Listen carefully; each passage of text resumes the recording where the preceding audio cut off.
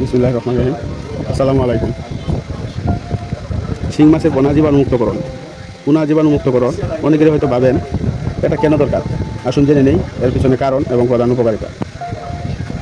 রোগ জীবাণু প্রতিরোধে সহায়তা করে পোনা জীবাণুমুক্ত করলে ব্যাকটেরিয়া ও ছত্রাকজনিত রোগ অনেকাংশেই কমে যায়, ফলে পোনার মৃত্যুর হার অনেক কমে যায়। পুকুরে পানির গুণগত মান ঠিক থাকে।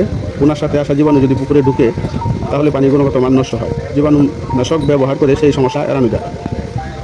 মাছ দ্রুত বড় হয়।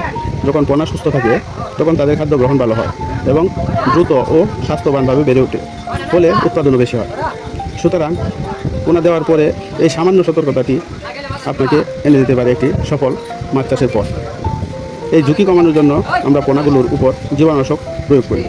এতে যেমন পোনা ভালো থাকে, তেমনি পুকুরের সামগ্রিক পরিবেশও সুস্থ থাকে। আপনাদের সবার জন্য শুভকামনা।